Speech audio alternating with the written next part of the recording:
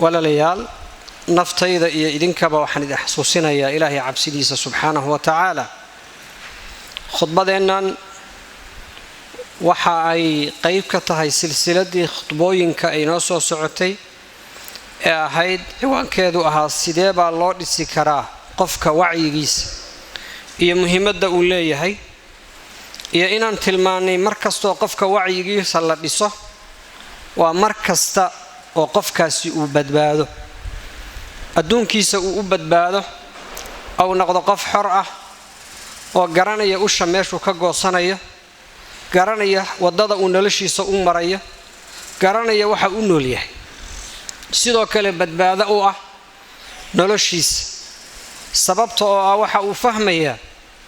waxa adduunkan dhibta badan ee mawjadaha waaweyn ay kacayaan ka badbaadinaya inuu yahay hada الطريق المستقيم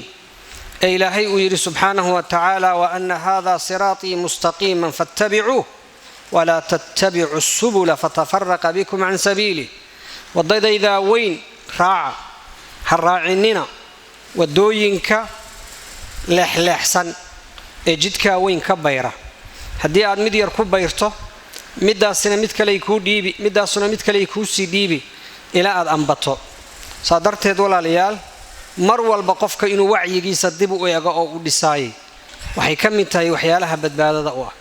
waxaan soo tilmaanay dhowr qodob oo qodob kala duwan aan ku soo tilmaanay oo qofka badbaado u noqon kara inuu ka badbaado waxa maantay khudbadeenu ay ku saabsan tahay fikriga in la ilaaliyo qofka oo fikri ahaan uu u xoroobo oo uu noqdo qof afkaarta faraha badan ee adduunka ka jirta iyo ka badbaado qabaay waxa ay xor u tahay waxa ay badbaado u tahay qofkan waxay calaamad u tahay qofkan wacyigiisu u dhisan yahay waxayna qayb ka qaadan kartaa qofkani inuu badbaado walidalik waxa qofku inuu u warhayo waa muhiim jiddan hadii kale waxa dhacaya in uu qofkani waxa uu ku qaldamo oo maalin walba madhab uu iska raaco fikri ah ama isagoo aan aqoonbaba waxa kani wuxuu yahay isaga nasab sheegto tusaale waxa hadda markii shirkii qaramada midoobay New York waraysi lala yeeshay madaxweynaha wadanka Suuriya marka macad ba waraysi la yeeshay waxa la weydiiyay marka waxa la yiri ka waran waxa tahay rajul pragmati ah aad buu uga kacay wuxuu yiri kelmadda waa nabca u fiirso laakiin waxa laga yaabaa hadii uusan faham u haysan ama uusan faham fiican ka lahayn waxa pragmati la yiraahdo in uu oran lahaa waasaas oo madaxa isaga ruuxi lahaa pragmati waxa la yiraahdaa qofka nafciga ama si kale hadaan u dhigno qofka hadba xaaladda iyo waxa uu rabo ee xilligaas tixgeliya laakiin aan tixgelin mabaadi iyo xaq iyo wuxuu aaminsan yahay iyo thawaabit iyo wuxuu ka duulo qofka kani waxa isaga mar walba uu tixgeliya maxaad hadda u baahan tahay oo ku anfacaya laakiin ma tixgeliyo maxaa mabaadi iyo usus iyo aad aaminsan tahay marka waa khatar waa wax khatara macnaha qof xaq iyo diin iyo mabaadi iyo waxba leh ma ahide qof hadba dabayshu meesha uga dhacdo maslaxadiisa raaca ayaata saas ay looga jeedaa marka waxaan ka wadaa qofka muslimka ah markuu dunidan ku nool yahay oo waliba duni waxa loo yaqaan al-awlama oo adduunku uu isdhex galay oo xilli hore waxa la oran jiray adduunku waa qarya waahida hal magaalo ama hal tuulo hada waa laga sii gudbo waxa la yiraahdaa adduunku wuxuu noqday ghurfa waahida hal qol waayo minute ayaa waxa ka helaysa boqolaal iyo kumanaan fariimood oo adduunka wixii ka dhacay wixii fikrad qaldan wixii aragti siyaasadeed ah wixii dhaqaale ku saabsan wixii wax xumaan ku saabsan akhlaaqiyad liita wixii ku saabsan malaayiin oo aragtiyood ayaa mar minute ku soo galaya waxaas qalbigaaga iyo fikirkaaga iyo maskaxdaada saameyn bay ku yeelanayaan waxa jira tayaaraad aad u fara badan oo kala duwan oo adduunka ka jira oo waxa soo afkaara in badan oo kamid ay ka imanayaan sadarteed baa la rabaa qofku in uu wuxuun tasawura ka haysto hadii uu san wada aqoon oo uu san mabaadi'dooda iyo waxa ay islaamka kaga duwan yihiin ogey ugu yaraan in u saxan yahay fikirka ah wax allaale iyo wixii sharcigu wuxuuna amri ka soo horjeeday dan kama lihin waana tuurayna u fiirsi walidalik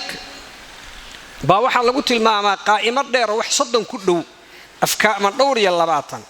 afkaarta iyo madaahibta fikriga ee kala duwan ee kuwa hore u jiray ma maanta adduunka ka jira oo kulluhum qofka waxay u jiidayaan mabaadi iyo aragtiyo iyagu ay aaminsan yihiin oo qaldan tusaale waxa ka mid ah al-liberaaliyya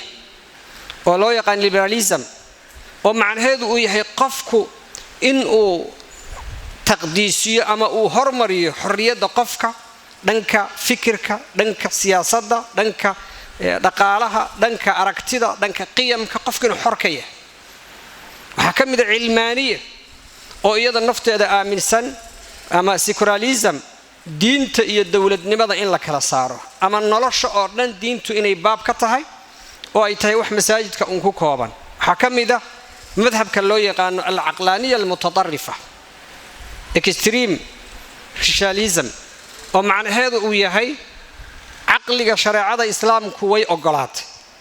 waana waxa aan diinta ku fahamno waana aan waxaan wax badan ku cabirno laakiin aqlaniyada khaldani waa waxa ah in shariicada iyo diinta aqliga lagu miisaamo oo aqliga laga hormariyo oo xadiidkani ama aayadani waxa uu sheegayo masaxan yahay mise masaxna aqliga noo sheegaya saasay leeyihiin waxani ma fiican yahay mise ma fiicna waxani ma khayr baa mise waa shar aqliga ayaa laga qaadanaya ayay aaminsan yihiin waxa ka mid ah qolada loo yaqaan al-hadaatha iyaguna adduunka ina la joogaan ama modernism oo macnaheedu uu yahay dhammaan wax allaale iyo wixii adduunku uu diin iyo dhaqan iyo qiyam iyo maxaan ku raahdaayay wax walba wanaagsan in laga xoroobo oo uu noqdo qofku qof maxaan ku raahdaayay sidii isaga ay la tahay hadda oo uu nolosha halka ka bilaabo waxa ka mid ah qolada loo yaqaan al-maadiyya ama oo macnaheedu uu yahay inkaaru al-haqiiqati al-mutlaqah wa nisbatu al-qiyam wal-ma'rifa in qofku uusan u hoggaansamin diin iyo aqoon iyo qiyam iyo akhlaaq ama si kale haddaan u dhigno qofkani wuxuu aaminsan yahay baba wax allaale iyo wixii material ah ama maaddo ah wixii noocaas buu aaminsan yahay si kale haddaan u dhigno qofkani wuxuu aaminsan yahay wixii la taaban karo ama lagu ogaan karo taxliil kiimiyaa'i ah wixii uu soo saari karo la taaban karo ama lagu ogaan karo shay baar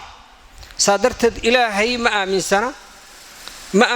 aakhiro way lama arki karo lama taaban karo lagumana ogaan karo tajriba sidoo kale nafteeda ma aaminsana sababta wax la taaban karo ma kadalika kullu shay oo aan la taaban karin ama aan la arki karin ama aan tajriba iyo tijaabo lagu ogaan karin waxay leeyihiin waxba kama jiraan waxa kamid ah qoliyaha la yiraahdo al-mulhidun ama ilhaad fikradda loo yiraahdo al-ilhaad atheism oo macnaheedu ay tahay wax ilaah la yiraahdo dunidan kama jiraan wixii ka dambeeyana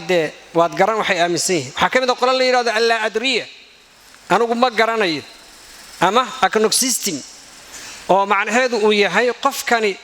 in ilaah jiro iyo inuusan jirin ma kala garanayo saadarteed haddaana garanayn ma caabudi karo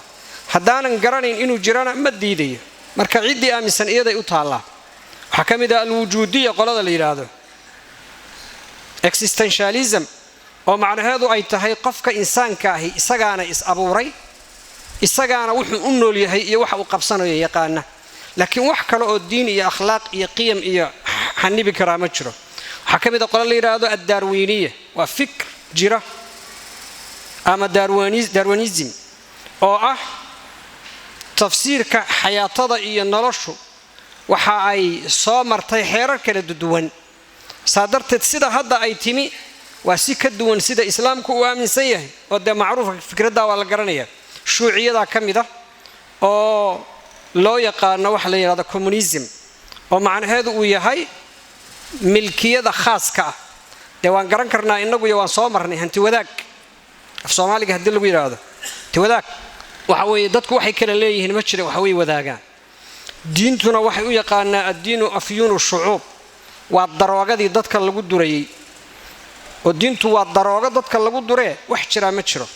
waxa kamida qolo la yiraahdo ar-ra'samaliyat al-mutawahisha oo de islaamku uu ogol yahay dadku in ay qof waliba wax yeesho laakiin waxaan la ogolayn waxa milkiyada oo la yeelanayay inay xisaabta mujtamaca ay ka go'naato waxa kamida al-insaniyya oo macna al-insaaniyya oo macnaheedu ay tahay bani aadamnimada la tixgelinaya sadarteed waxa ilaahay rabo ama waxa diimuhu ay rabaan ama waxa maxaan ku iraahdaay waxigu u sheegayo waxa laga hormarinayaa bani aadamnimada iyadaana adduunka waxa kamida al-abathiyya oo macnaheedu uu yahay absurdism macna iyo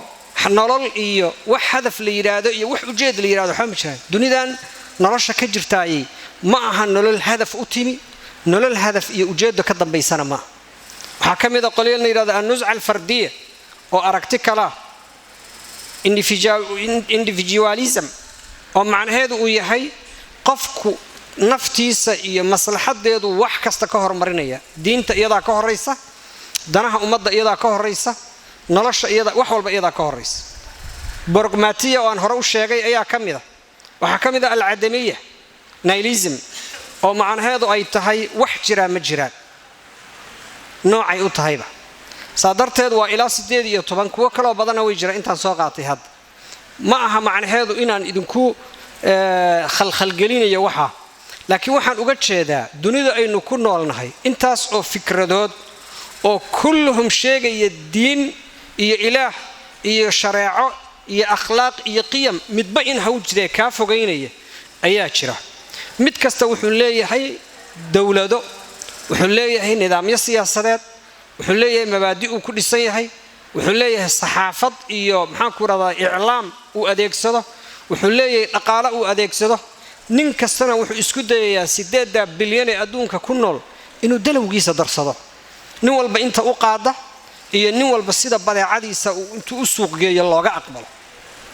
dadka loo bandhigayo koobaynu kana laba sababoodba koow waxteena bulsho muslima oo boqolkiiba boqol inay muslim yihiin sheegta ama ahba laba waynu tabar darana oo ma ahin dad dawlad leh oo dawladaha dad kale wax badan bay iska difaaci karaan wax badan bay iska faafreebi karaan wax badan bay iska shaandha iska marin karaan marka ninka muslimna ah boqolkiiba boqol oo aan loo baahnayn nisbadaasi adduunka inay ka jirto midda labaadna ay tahay waxa loo yaqaano inaan ahay dar tabar daran uu u nugul yahay dadka kale laakiin ilaahi subhanahu wa ta'ala waxyaalaha uu inagu barwaaqeeyay waxa kamid ah